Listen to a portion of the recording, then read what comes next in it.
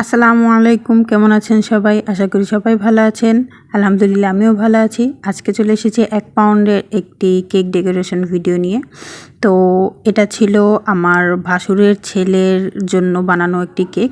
তো এখানে আমাকে কোনো ডিজাইন বলে দেওয়া হয়নি, আমি নিজে থেকে করছিলাম, যেভাবে মনে হচ্ছিল সেভাবেই করছিলাম। আজকে কেকটা বানানোর সময় মানে শুরুতে থেকে অনেক সমস্যা করছিল।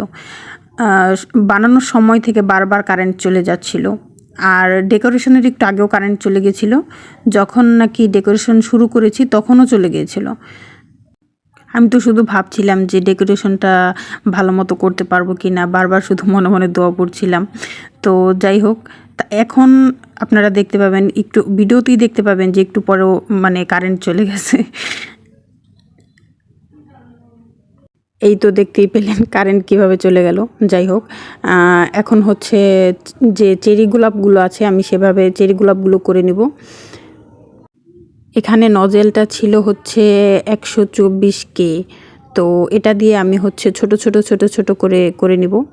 আর যেহেতু প্রচুর গরম ছিল সেজন্য হচ্ছে ক্রিমটাও একটু গলে যাচ্ছিল।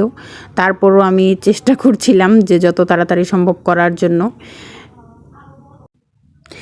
এখানে আমি চাইলে আরও কয়েকটা কালার অ্যাড করতে পারতাম, তারপরও ভাবলাম যে না, শুধু একটা মানে এক কালারের মধ্যে চেরি ফুলগুলো দিলেই সুন্দর লাগবে। আমি এখানে পাতা ব্যবহার করিনি, শুধু ফুলগুলোই দিয়েছি। তারপরে হচ্ছে এখানে আমি কিছু সুগার বল অ্যাড করে দিব। ডেকোরেশনটা কেমন হয়েছে আপনারা অবশ্যই জানাবেন। এখনও মানে বারবার মনে মনে বলছিলাম যে আল্লাহ কারেন্টটা যেন না যায়। এই তো দেখতে দেখতে ডেকোরেশনও শেষ হয়ে গেছে।